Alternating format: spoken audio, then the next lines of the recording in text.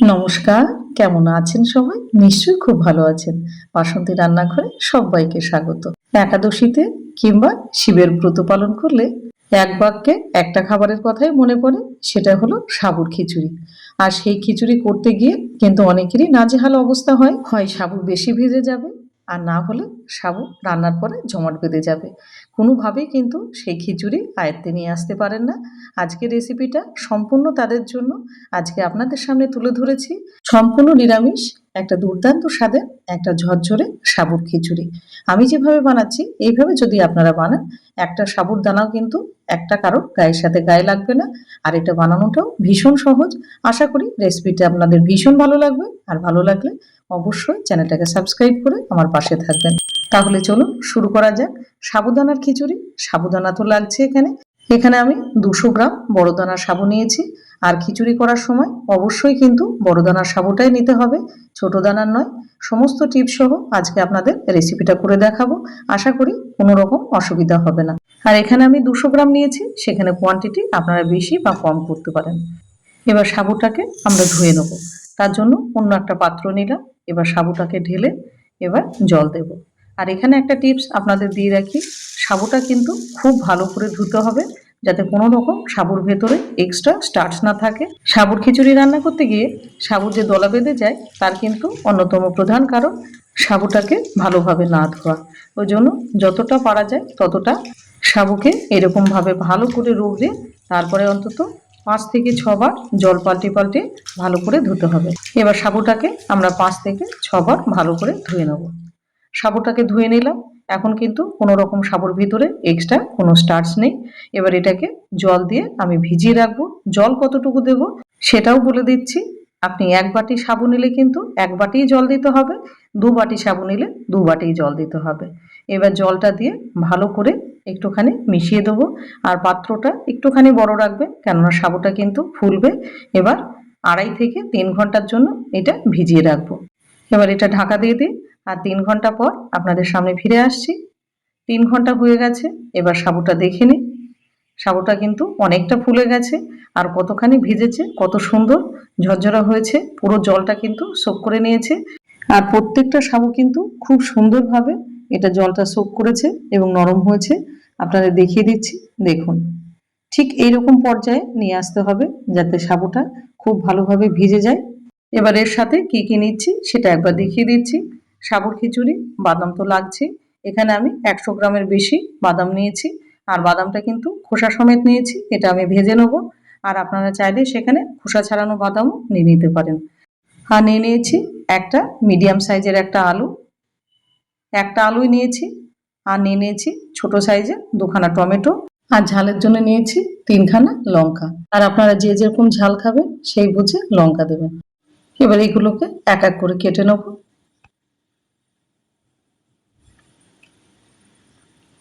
আলুগুলো ঠিক ছোট্ট ছোট্ট চৌকো চৌকো করে কাটবো। খুব বেশি বড়ও করবেন না, আবার একেবারে খুব ছোটও করবেন না। আর এখানে আমি 200 গ্রাম সাবুর জন্য একটা মিডিয়াম সাইজের আলু নিয়েছি।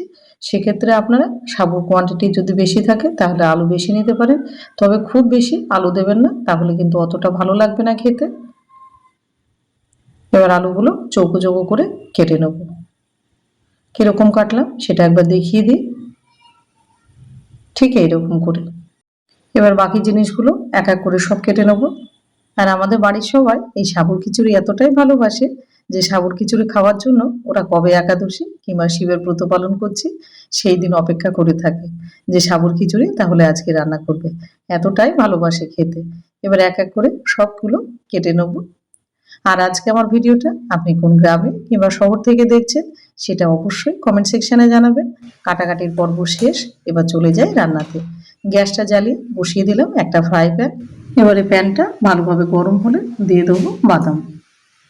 এবার গ্যাসের ফ্লেম লো টু মিডিয়াম রেখে এবার বাদামগুলোকে ভালো মতো ভেজে নিতে হবে। আর খেয়াল রাখতে হবে যেন বেশি পুড়ে না যায় কিংবা কাঁচাও না থাকে। এবার আস্তে আস্তে বাদামগুলোকে ভেজে নেব। আর কারা কারা আপনারা এইরকম সাবুর খিচুড়ি ভালোবাসেন সেটাও অবশ্যই জানাবেন। এবার বাদামটা আমাদের কিন্তু প্রায় হয়ে গেছে। বাদামটা ভাজা হয়ে গেছে।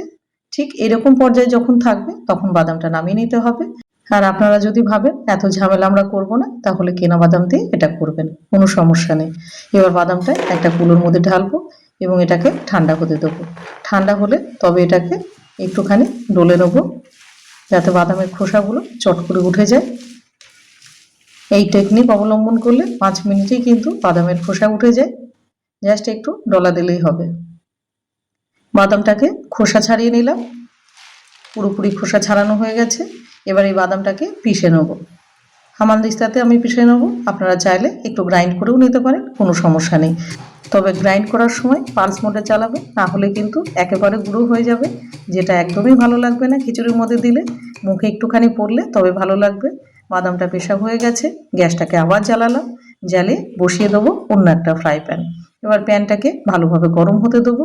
গরম হয়ে গেলে দিয়ে দেবো 2 চামচ মতো সাদা তেল, আর দিয়ে দেবো 2 চামচ মতো ঘি। আর এখানে আমি ঘি এবং সাদা তেল দুই মিলিয়ে করছি। আপনারা চাইলে হয় পুরোটা ঘি দিয়ে করতে পারেন, না হলে পুরোটাই সাদা তেল দিয়ে করতে পারেন, কোনো অসুবিধা নেই। এবার ঘিটা খানিকটা মেল্ট হতে দেবো। এবার মেল্ট হয়ে গেলে এবার ফোড়নে দিয়ে দেবো 1/2 চামচ মতো গোটা জিরে। এবার জিরে দেওয়ার পরে একটুখানি জিরেটাকে ভেজে নিতে হবে। তারপরে দিয়ে দেবো যে লঙ্কাটা কেটে রাখলাম সেই লঙ্কাটা। আর বাচ্চারা যদি খায় সেক্ষেত্রে কিন্তু লঙ্কা কমই দেবে, কেননা বাচ্চা খেলে এতটা লঙ্কা কিন্তু তারা খেতে পারবে না। এবারে লঙ্কা এবং জিরেটা একটুখানি ভেজে নেব। ভাজা হয়ে গেলে দিয়ে দেবো কেটে রাখা আলুটা। এবার আলুটাকে দিয়ে ভালো করে একটুখানি নেড়ে ছেড়ে ভেজে নিতে হবে। আর আলুটা যাতে তাড়াতাড়ি সেদ্ধ হয়ে যায়, ওই জন্য মিনিট 5 এটাকে ঢেকে দিতে হবে। যেহেতু জলের ব্যবহার করব না, ঢাকা দিয়ে কিন্তু আলুটাকে সেদ্ধ করে নিতে হবে। 5 মিনিট পর ফিরে আসছি। 5 মিনিট হয়ে গেছে, আলুটা সুন্দরভাবে ভাজা হয়ে গেছে, বেশ লাল লাল করে। এবার আলুগুলোকে আর একটুখানি ভেজে দিয়ে দেবো এবার 1/2 চামচের একটু বেশি সন্দক লবণ। একাদশী কিংবা শিবের ব্রত পালন করলে সন্দক লবণই দিয়ে খেতে হয়। সেক্ষেত্রে আপনি চাইলে এমনি লবণও দিয়ে দিতে পারেন, কোনো সমস্যা নেই। তবে উপবাসের দিনে কিন্তু করলে সন্দক লবণই দিতে হয়। এবার লবণ দেওয়ার পরে আর একটুখানি নাড়াচাড়া করে এবার দিয়ে দেবো অল্প কিছু কারি পাতা, কেননা সাবু খিচুড়ির মধ্যে কারি পাতা দিলে বেশ ভালো লাগে খেতে। হাতের কাছে যদি আপনার থাকে তবে দেবেন, না হলে স্কিপ করে যান। আমার বাড়িতে বড় কারি পাতা গাছ আছে, ওই জন্যে আমি দিয়ে দিলাম কিছু কারি পাতা। এবার কারি পাতা দেওয়ার পরে আর একটুখানি নাড়াচাড়া করে নেবো। এবারে একটুখানি নাড়াচাড়া করার পরে দিয়ে দেবো কেটে রাখা টমেটো। এবার টমেটো দেওয়ার পরে একটুখানি নাড়াচাড়া করে এটা ঢাকা দিয়ে দিতে হবে, যাতে একটুখানি টমেটোটা গলে যায়, একটু নরম হয়ে যায়। মোটামুটি 1 থেকে 2 মিনিটের জন্য এটাকে ঢাকা দিয়ে দেবো। এবার 2 মিনিট পর ঢাকাটা খুলে আর একটুখানি নাড়াচাড়া দিয়ে নিতে হবে। টমেটোগুলো খুব বেশি কিন্তু গলাবেন না, তাহলে কিন্তু ভালো লাগবে না খেতে খিচুড়ির মধ্যে। এবার টমেটোগুলো একটু নরম হয়ে গেলে এবার দিয়ে দেবো ভিজে রাখা সাবু। সাবু দেওয়া হয়ে গেলে এবার টেস্টের ব্যালেন্সের জন্য দিয়ে দেবো 1/2 চামচ মতো চিনি। এটা টোটালি অপশনাল, আপনারা যদি খেতে চান তবে দেবেন, আর যদি না খেতে চান তাহলে স্কিপ করবেন। তবে সাবুর খিচুড়ির মধ্যে একটুখানি মিষ্টি দিলে এটা খেতে ভালো লাগে। এবার এখানে একটা গুরুত্বপূর্ণ টিপস আপনাদের দিয়ে রাখি। সাবু দেওয়ার পরে কোনোভাবেই কিন্তু কনস্ট্যান্ট নাড়া যাবে না। আলতো হাতে একটুখানি স্প্যাচুলা দিয়ে জাস্ট একটু নেড়ে দিতে হবে। খানিকক্ষণ পর পর হালকা হাতে এরকমভাবে নাড়তে হবে। এবারে দিয়ে দেবো যে বাদামটা পিষে রাখলাম সেটা, কারণ খানিকটা লেগে আছে, বাকিটা দিয়ে দিই। এবার বাদাম দেওয়ার পরে আবার আলতো হাতে একটুখানি নেড়ে দেবো। ঠিক আমি যেভাবে করছি আপনারা যদি এইভাবে করেন, একটা সাবুর সাথে গায়ে লাগবে না, আর যেরকম খিলা খিলা হবে আর সেই রকম কিন্তু ঝরঝরে হবে, আর খেতেও হবে ভীষণ সুস্বাদু। এবার আলতো হাতে নেড়ে দেওয়ার পরে গ্যাসের ফ্লেম লো করে দিতে হবে। এবার এটা মোটামুটি 5 থেকে 6 মিনিটের জন্য এটা ঢাকা দিয়ে দিতে হবে। এর মধ্যে আর কোনোভাবে নাড়াচাড়া যাবে না। এবার এটা ঢাকা দিয়ে দেবো। 6 মিনিট পর ফিরে আসছি। 6 মিনিট হয়ে গেছে। এবার আলতো হাতে একটুখানি মিশিয়ে দিতে হবে, উপর নিচ করে দিতে হবে, যাতে উপরের সাবুগুলো নিচে যায় এবং নিচের সাবুগুলো উপরে আসে। আবারও বলছি, এই অবস্থাতে কোনোভাবেই কিন্তু বেশি নাড়া যাবে না। মোটামুটি 1/2টা লেবুর রস আমি দিয়ে দিলাম, আর দিয়ে দেবো ফ্রেশ কিছু ধনেপাতা।